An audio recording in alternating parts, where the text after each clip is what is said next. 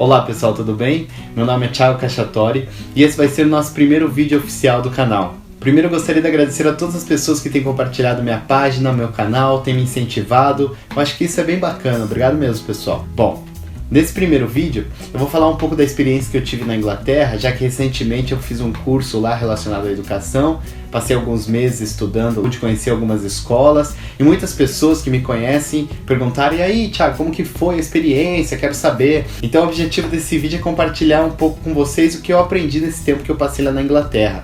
Vou falar um pouco do sistema educacional britânico, como é a vida de um aluno na Inglaterra, qual a relação professor-aluno, os desafios que os professores lá enfrentam, algumas críticas, alguns elogios, vai ter de tudo um pouco. Vamos lá então, pessoal. Bom, a primeira coisa que não é novidade para ninguém é que a Inglaterra é um dos países referência em quesito educação no mundo todo. A gente sabe de toda a tradição relacionada à educação que a Inglaterra tem, como é dividida então essa estrutura do sistema educacional britânico. Então funciona da seguinte maneira: dos 5 aos 7 anos você tem o Key Stage 1, eles também chamam isso de Infants, e aí dos 7 aos 11 anos você tem o Key Stage 2, que eles chamam de Juniors. Dos 11 aos 14 anos nós temos o Key Stage 3, que eles chamam de Lower Secondary. É como se fosse o Fundamental 2 nosso, digamos assim. Dos 14 aos 16 anos eles têm o Key Stage 4, que é o GCSE, que é como se fosse o período que eles fazem um preparatório para um Enem. O que significa o GCSE? É o General Certification of Secondary Education.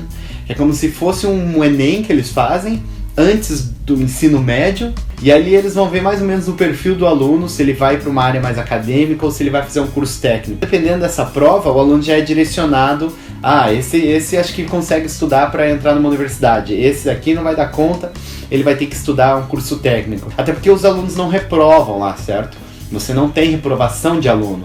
Então o aluno, às vezes quando ele está indo mal, os pais são até questionados se eles gostariam de reter o aluno, mas se os pais não quiserem, o aluno continua indo. Dos 16 aos 18 anos é o período do Sixth Form, como se fosse um preparatório para o Enem, só que ele escolhe as disciplinas que ele vai fazer. Por exemplo, o aluno foi bem nas exatas e foi mal nas humanas, esses 2 anos de Sixth Form, ele vai focar nas exatas, então ele vai fazer, sei lá, matemática, física e química, por exemplo. E aí, essa prova que ele vai fazer, o Sixth Form, vai ser sobre matemática, física e química. E aí ele vai ganhar uma avaliação, A, B, C, D ou E, sobre essa prova que ele vai fazer. Se ele for um bom aluno, ele vai tirar um A. Se ele for um mau aluno, ele vai tirar um D para baixo, um D ou um E. Só que as universidades cobram essa prova. Então o aluno vai chegar na universidade e vai falar: olha, eu vou aplicar para Oxford, mas eu tirei A em matemática, A em química e B em física. Eles vão falar: olha, muito bom, né? Por mais que você tirou um B, dependendo do curso que você vai fazer, tá ótimo. Se o aluno vai tentar, sei lá, Cambridge, e aí ele chega lá com C, com D e com E, não vai ser aceito. Ele vai ser aceito numa esquina da vida.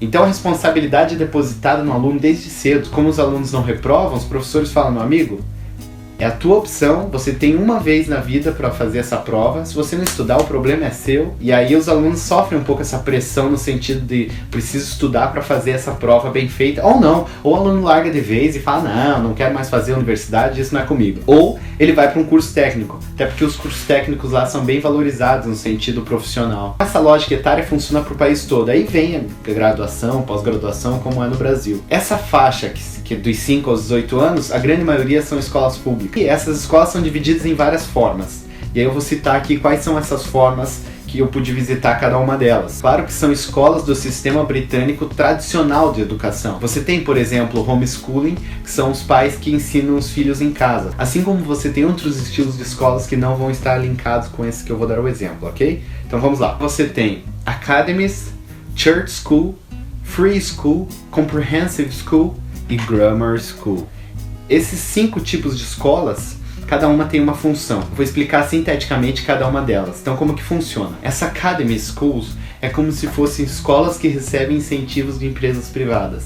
Então, elas são públicas, mas quem tem o controle praticamente dessas escolas são empresas privadas. Alguns lá têm dito que isso é como se fosse a privatização das escolas públicas. Os alunos não pagam, mas o governo transfere o dinheiro para uma administração privada que cuida da escola. As Church Schools não preciso nem explicar, são escolas relacionadas à igreja. Só que para você fazer parte dessas escolas, você precisa ser frequentador das igrejas. Então não é qualquer um chegar lá, eu sou protestante e gostaria de me matricular nessa escola. Não, você tem que fazer parte da comunidade, eles têm que te conhecer e tudo mais. Aí você tem as Comprehensive Schools, como se fossem as nossas escolas estatais, onde o governo tem um maior controle, você tem uma administração regional, uma administração local, você tem a Free Schools. Essa Free Schools é uma união entre o Estado e as famílias. É bem interessante isso, porque as famílias também influenciam na administração da escola.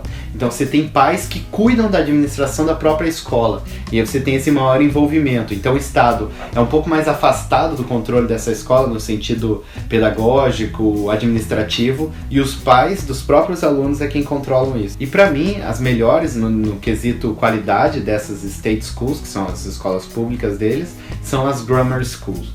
Essas Grammar Schools são escolas que os alunos precisam fazer um teste para entrar.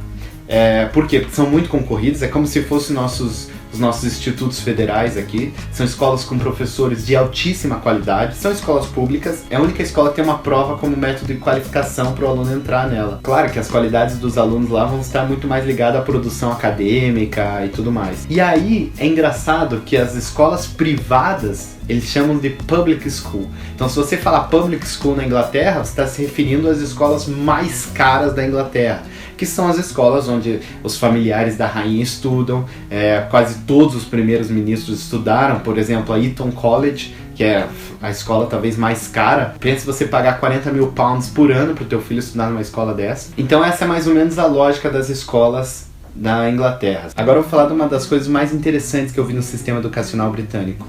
É como se fosse uma organização dentro do Ministério da Educação, chamado Ofsted, Office for Standards in Education.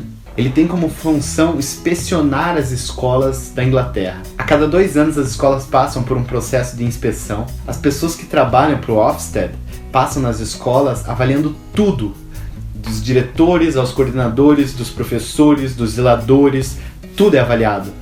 Os alunos, a qualidade dos alunos, a qualidade do espaço físico, a proposta pedagógica, tudo.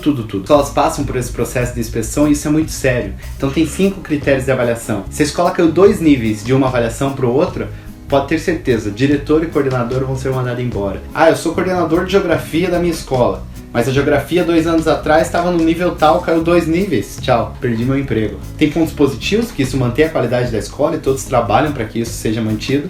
Em contrapartida, essa pressão que os professores precisam manter esse nível, tudo isso está influenciado com os alunos, há uma pressão no sentido de cobrança que os alunos estudem para que atinjam boas notas, para que esse nível seja mantido alto. E isso, por incrível que pareça, afeta até o mercado imobiliário. Por quê?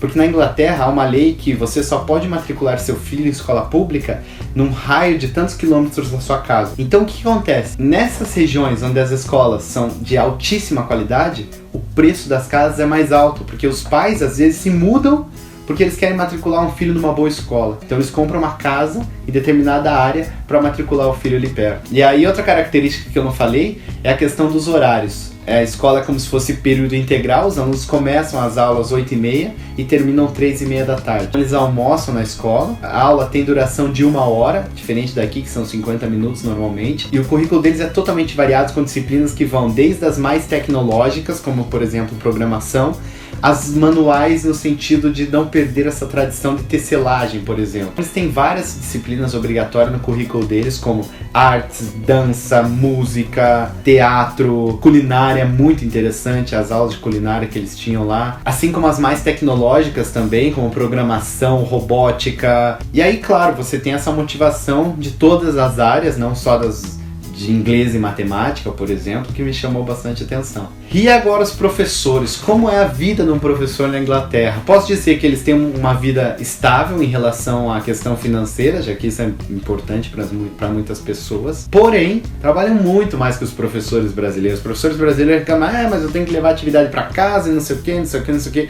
Eles também fazem isso, além de ter um forte incentivo à formação continuada. Então o professor não pode parar de estudar, enquanto ele está trabalhando ele tem que fazer curso de formação que é obrigatório, faz teste para mostrar que está fazendo aquele curso. E aí a questão da tecnologia também, até foi engraçado que eu perguntei pro rapaz na primeira escola que eu visitei, Falei, como que é? Os professores têm uma barreira assim para romper em relação à tecnologia? Eu não tinha entendido minha pergunta, porque para ele é lógico, os professores de lá são ligados a essa questão. Ah, mas eu não sei, eu tenho dificuldade. Se vira, meu irmão, vai atrás, vai aprender a mexer com isso. E não é só a questão da tecnologia, é como você vai usar essa tecnologia, porque a tecnologia por si só não vai fazer nada sozinha, não.